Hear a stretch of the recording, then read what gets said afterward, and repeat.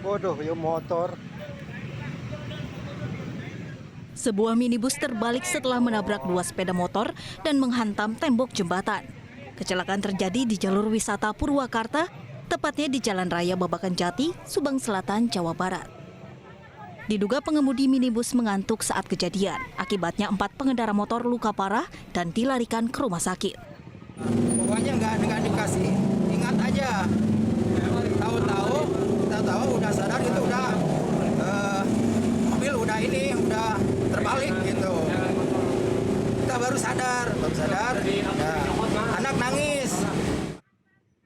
Saat kejadian, minibus melaju turun dari arah Wanayasa menuju Purwakarta. Tiba-tiba minibus oleng ke kanan.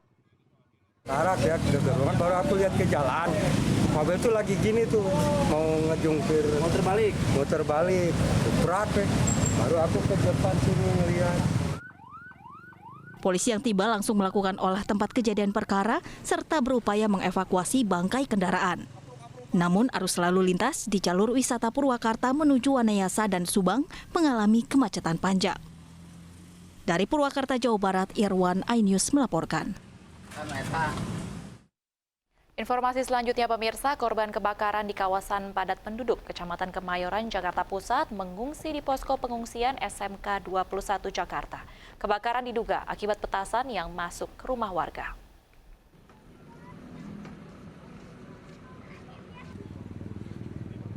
Pasca kebakaran yang terjadi tadi malam, warga kembali ke lokasi kebakaran untuk mencari sisa barang-barang yang bisa diselamatkan. Dalam kebakaran ini, 52 warga mengungsi di SMK 21 Jakarta. Kebakaran ini tidak hanya menghanguskan bangunan semi permanen, tapi juga bangunan permanen. Salah satunya kontrakan 15 pintu. Jadi yang tahu aja nih ya, cuman sentingan aja katanya ada yang pernah yang lihat itu anak kecil main cangwe, petasan cangwe, dia kan nggak kuat megangnya, bukannya diarahkan ke kali, namanya bocah maklum lah, diarahkan ke rumah warga. Pas kebetulan rumah warga itu di tempat kayu, bikin kusen, kayu bekas kan buat kusen. Sampingnya lagi rosokan angse, sampingnya lagi terpal. Kebakaran yang terjadi di malam tahun baru menghanguskan 20 bangunan semi permanen dan 2 rumah kontrakan. Api berasal dari salah satu rumah kontrakan dan membesar dengan cepat. Dugaan sementara kebakaran terjadi akibat petasan karena sesaat sebelum kejadian ramai anak-anak bermain petasan. Sekitar 12 unit mobil damkar dikerahkan untuk memadamkan api. Setelah 1 jam upaya pemadaman, api berhasil dipadamkan. Tidak ada korban jiwa dalam kejadian ini. Tim Liputan iNews melaporkan. Pemirsa, penceramah Bahar bin Smith kembali menjadi perbincangan. Kali ini, video perdebatan panas antara Bahar dan Danrem 061 Surya Kencana viral di media sosial. Jangan takut-takutin masyarakat. Ada urusan. Lagi-lagi, penceramah kontroversial Bahar bin Smith jadi perbincangan. Oh iya, Bhinneka Tunggal Ika harga mati. Video perdebatan dirinya dengan seorang anggota TNI viral di media sosial. Belakangan diketahui, anggota TNI tersebut adalah Brigjen Ahmad Fauzi dan Rem 061 Surya Kencana. Brigjen Ahmad mengatakan kedatangan untuk memastikan Bahar datang ke Polda Jawa Barat. Bapakmu nggak datang kemari, tetap sedang saya bakal datang ke Polda Jabar. Bukan bukti kan, emang saya udah ngomong. Bahkan dari minggu saya datang, saya nginap di sana. Jadi kalau nggak datang, ya jemput masalahnya. Loh, nggak ada urusan, saya bakal datang. Nggak datang jemput Pak. Loh, itu urusan bapak mau jemput, yang jemput polisi bukan bapak dong. Iya, tapi Makanya saya tidak terima dengan pernyataan Dudung ketika mengatakan KKB adalah saudara. Saya nggak terima. Kenapa? Karena berapa banyak teroris KKB yang membantai prajurit TNI Polri.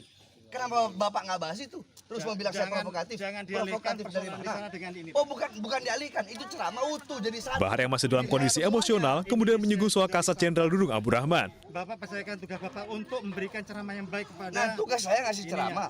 Tugasnya Dudung harusnya jangan utik-utik masalah agama kalau nggak tahu masalah agama. Akhirnya apa? Mensifati Tuhan dengan sifat manusia. Lapangan itu ranah kita.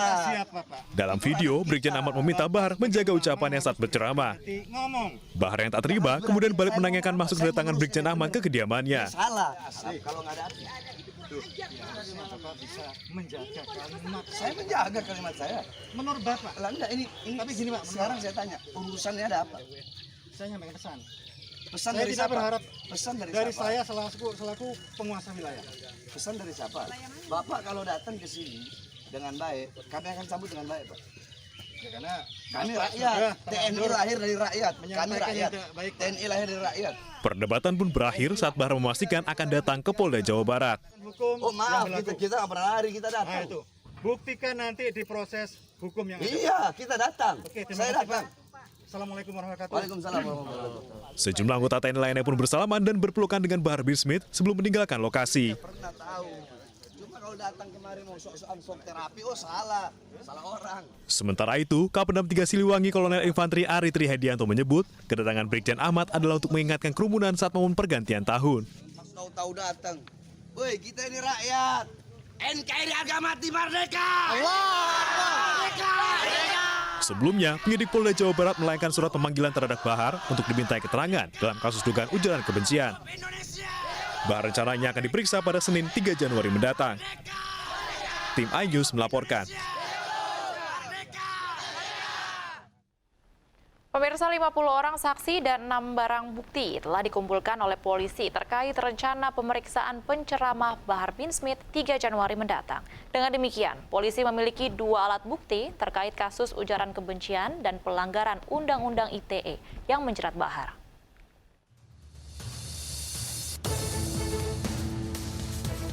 Tim kepolisian dari Polda Jawa Barat menyiapkan berkas keterangan saksi dan barang bukti jelang pemeriksaan penceramah Bahar bin Smith 3 Januari mendatang.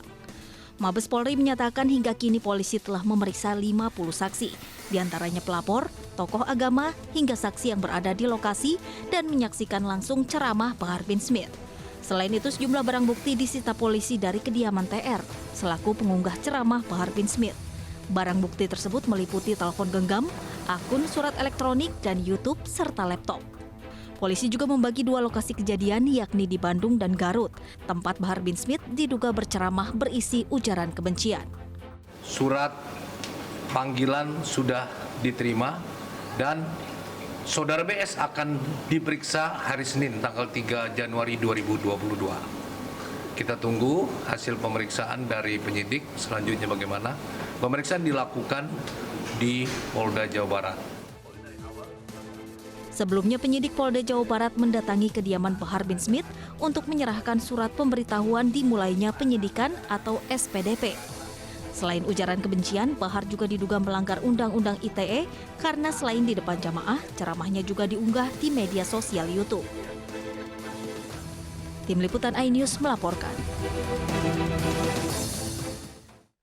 Seorang ibu rumah tangga yang mengaku istri Kepala Kejaksaan Negeri Tebing Tinggi, Sumatera Utara mengamuk saat berbelanja di sebuah toko. Pelaku marah-marah mengeluarkan kata-kata kasar kepada penjaga toko yang dinilainya tidak melayani dengan baik. Panjang-panjang ini, Bu, panjang kan? Kalian tahu bapaknya kerja apa? Kajari di tebing. Biar kalian tahu ya, Kepala Kejaksaan Negeri. Saya istrinya.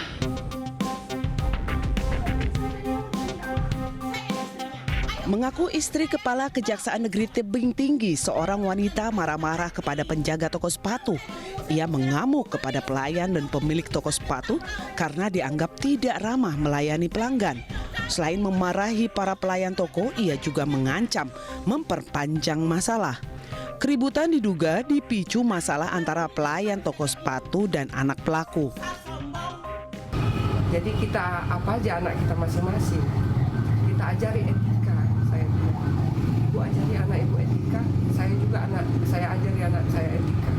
Kita sama-sama. Tapi dia nggak terima, katanya mau diperpanjang. Sementara Kasih Intel Kejaksaan Negeri Tebing Tinggi, Fahmi Jalil, memastikan pelaku bukan istri Kajari Tebing Tinggi. Ia juga memastikan pelaku bukan keluarga institusi kejaksaan setempat. Bahwasanya kalau yang bersangkutan tersebut memang bukan merupakan keluarga dari kejaksaan. Jadi dia hanya mengaku-ngaku saja sebagai Ibu Kajari.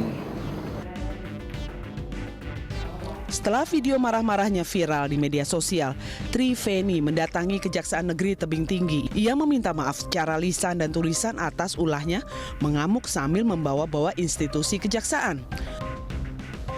Meminta maaf kepada Bapak Kajari dan Ibu yang sebesar-besarnya karena dalam video viral di FB saya mengaku bahwa saya istri dari Bapak Kajari yang sebenarnya saya tidak mengenal Bapak Kajari tersebut.